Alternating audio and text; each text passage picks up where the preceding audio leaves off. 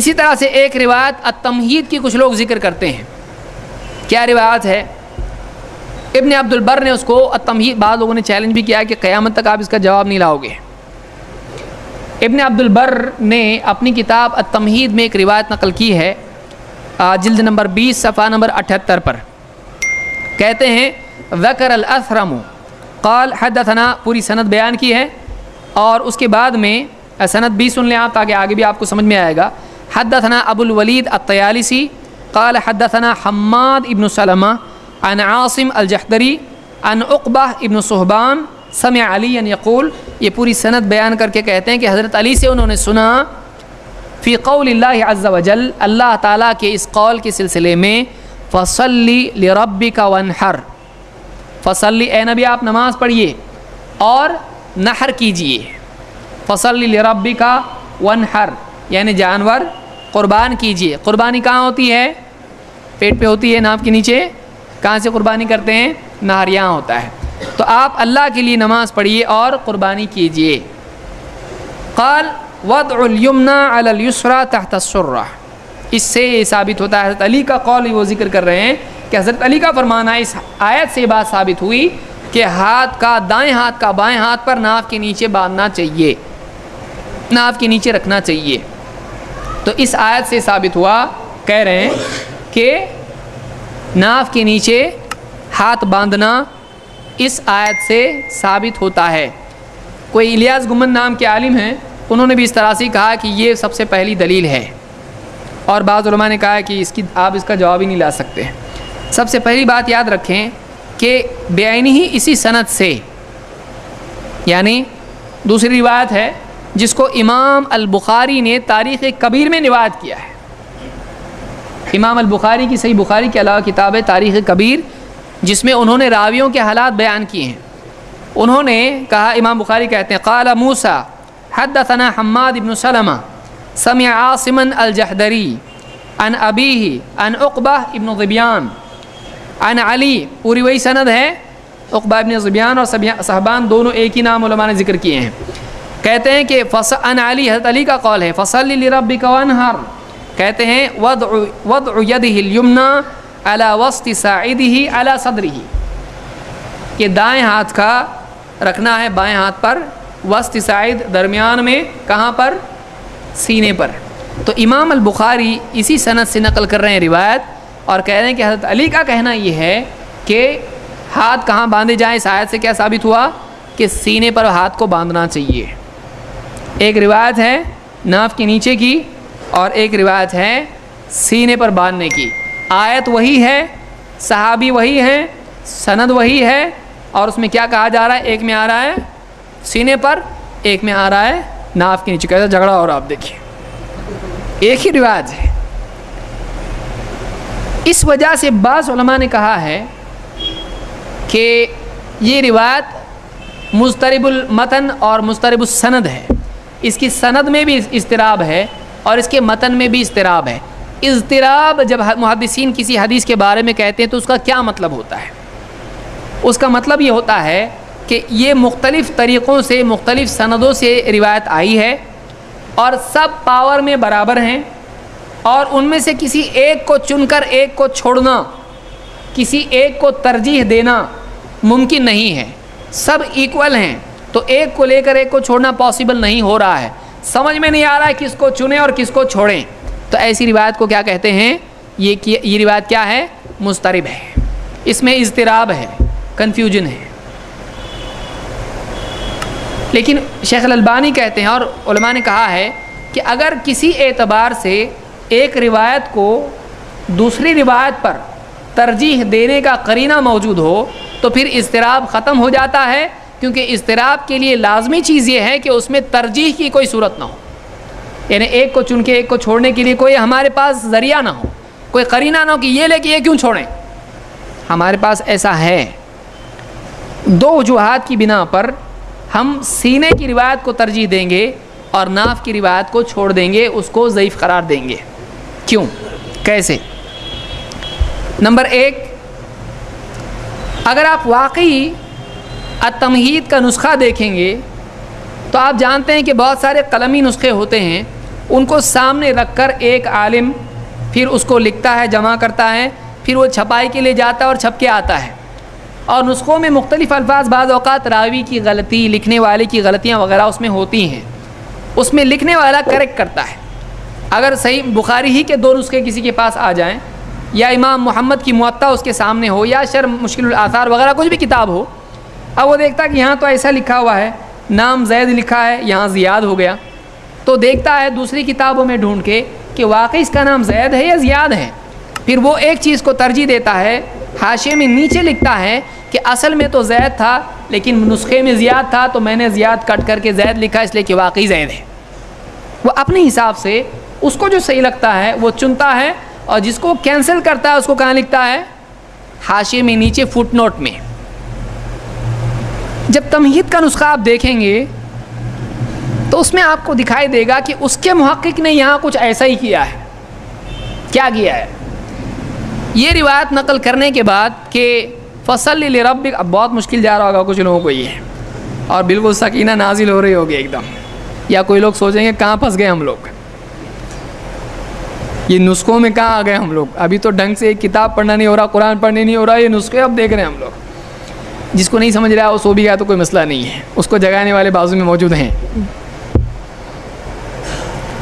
اگر آپ تمہید کا نسخہ دیکھیں جو چھپا ہوا ہے ابھی، اس نسخے کی روایت میں تحت سرہ کے لفظ پر ایک فٹ نوٹ ہے 42 نمبر کا، اس کے حاشیے میں جب آپ جائیں گے تو آپ کو لکھا ہوا دکھائی دے گا کہ حاشیے میں لکھا ہوا ہے السندوہ، اور اوپر کیا ہے؟ السرہ۔ سرہ کے معنی کیا ہوتے ہیں؟ ناف، ناف، یہ جو سوراخ ہوتا ہے یہاں پہ بند سوراخ، اور السندوہ جو ہے یہ لفظ نیچے حاشیے میں لکھا ہوا ہے، اور لکھتے ہیں کہ السندوہ کہتے ہیں وَلَعَلَّ الصَّوَابُ مَا أَثْبَتْتُهُ كَمَا هِيَ الرِّوَایَةُ، کہتے ہیں شاید بات صحیح وہی ہے جو میں نے اوپر لکھی ہے جیسا کہ روایت میں آیا ہے، کیونکہ حضرت علی سے کیا روایت مشہور ہے؟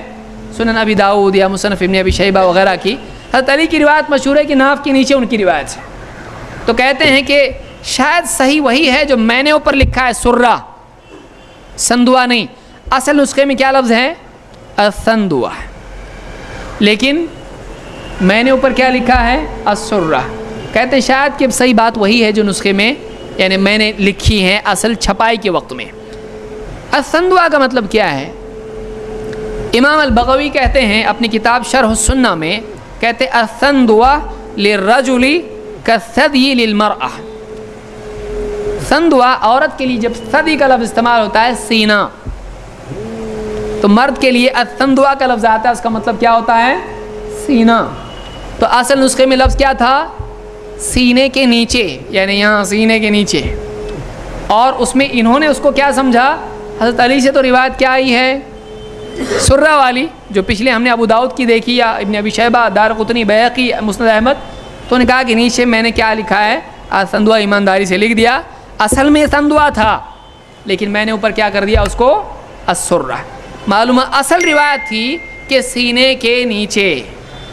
تو ہمارے یہاں پر عند صدرہ کے جو الفاظ بعض علماء نے، جسے ابن حجر نے فتح الباری میں لکھے ہیں، یہاں وہی روایت ہے کہ حضرت علی سے بھی یہاں پر سینے کے نیچے کی روایت ہے۔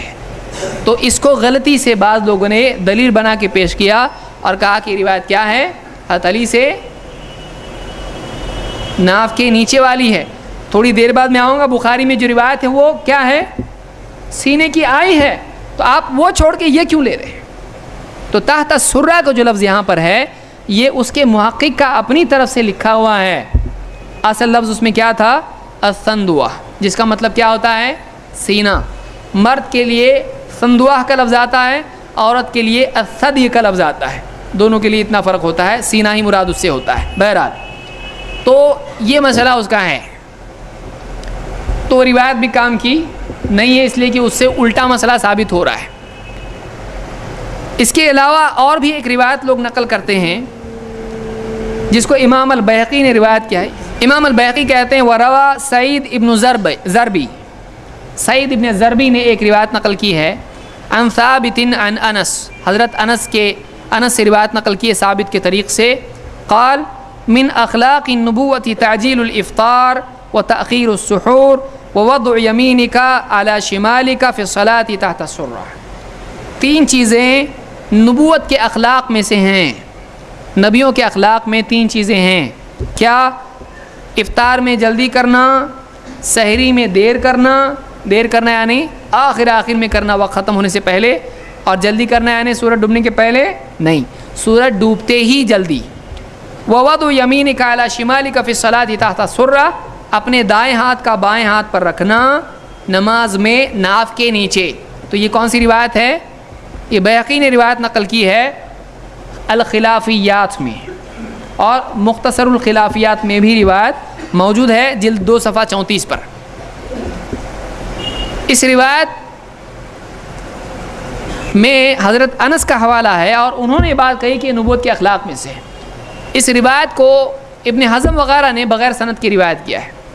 یہاں یہ سند سے آئی ہے خلافیات میں، لیکن خود امام البیہقی نے اس روایت کی سند میں لکھا ہے، اس کے ضمن میں لکھا ہے کہ تفرد بہ ضربی ولیس بالقوی. اس روایت کو ضربی نے، سعید ابن ضربی نے روایت کیا ہے اور وہ قوی نہیں ہے، وہ مضبوط نہیں ہے، یعنی وہ کیا ہے؟ کمزور ہے، یعنی ضعیف ہے. بہت سارے لوگ ضعیف کو کیا سمجھتے ہیں؟ بزرگ. جب ان کو کہا جائے یہ حدیث ضعیف ہے، وہ بہت بزرگ حدیث ہے یہ. تو ضعیف کا مطلب کیا ہوتا ہے؟ بزرگ نہیں، کمزور. ضعیف کا مطلب ہوتا ہے کمزور. تو کمزور سے دلیل لی جاتی ہے. آپ اپنی عمارت کی بنیاد بزرگ اس پہ رکھیں گے، پلر پر آپ نہیں رکھیں گے. اس پہ کمزور آپ پلر پہ عمارت پوری بنائیں گے آپ نہیں. تو کمزور عمارت پر آدمی اپنے دین کو نہیں رکھ سکتا ہے. کمزور ستونوں پر آدمی اپنے دین کی عمارت کی تعمیر نہیں کر سکتا ہے، اس کو یاد رکھیے. تو کہتے ہیں کہ وہ قوی نہیں ہے، وہ راوی سعید ابن ضربی قوی نہیں ہے. ابن حجر نے اقوال علماء کے اس کے سلسلے میں ذکر کیے ہیں. یحییٰ ابن معین کہتے ہیں، یہ محدث ہیں، اس راوی کے بارے میں کہتے ہیں لیس بشیء، اس کی کوئی حیثیت نہیں ہے، یعنی وہ ایک دم گرا پڑا راوی ہے. امام البخاری کہتے ہیں اندہ عجائب، اس کے پاس عجیب و غریب چیزیں بھی ہیں، یعنی اتنا ڈینجر راوی ہے کہ اس کے پاس ایسی روایتیں عجیب و غریب ہیں. وقال ابو داود، امام ابو داود کہتے ہیں ضعیف راوی ہے. امام النسائی کہتے ہیں لیس بثقہ، وہ قابل اعتبار نہیں ہے. ابو حاتم الرازی کہتے ہیں کان عندہ عجائب من المناکیر، اس کے پاس منکر روایتوں میں سے عجیب و غریب روایتیں ہیں. اسی طرح سے ابن حبان کہتے ہیں کان ممن یروی الموضوعات عن الاثبات علی قلت روایتہ. ایک تو اس کے پاس روایتیں تھوڑی ہیں، اس کے باوجود دوسرا پرابلم یہ ہے کہ وہ معتبر راویوں سے جھوٹی روایتیں نقل کرتا ہے. یہ راوی کیسا ہے؟ معتبر راویوں سے جھوٹی روایتیں نقل کرتا ہے. ابو احمد الحاکم کہتے ہیں منکر الحدیث جداً، یہ سخت منکر الحدیث ہے. اس کو امام ابن حجر نے تہذیب التہذیب میں ذکر کیا ہے، اور ابن حجر خود اس راوی کے بارے میں تقریب التہذیب میں کہتے ہیں منکر الحدیث. یہ منکر الحدیث ہے، معتبر سے ٹکرانے والی روایتیں بیان کرتا ہے. لہٰذا یہ روایت بھی دلیل بننے لائق نہیں ہے، کیونکہ اس میں ضعف شدید ہے. یہ ایسا سخت ضعیف راوی ہے کہ کسی سپورٹ میں بھی نہیں آ سکتا ہے.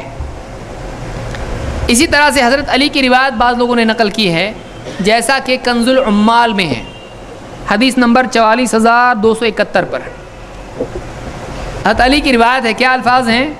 ثلاثۃ من اخلاق الانبیاء، 3 چیزیں ہیں جو نبیوں کے اخلاق میں سے ہیں. تعجیل الافطار و تأخیر السحور و وضع الاکف تحت السرۃ فی الصلاۃ. افطار جلدی کرنا، سحری دیر سے کرنا، اور ہتھیلیوں کو ناف کے نیچے نماز میں رکھنا. اس کو ابن شاہین اور ابو محمد الابراہیم نے کتاب الصلاۃ میں ذکر کیا ہے.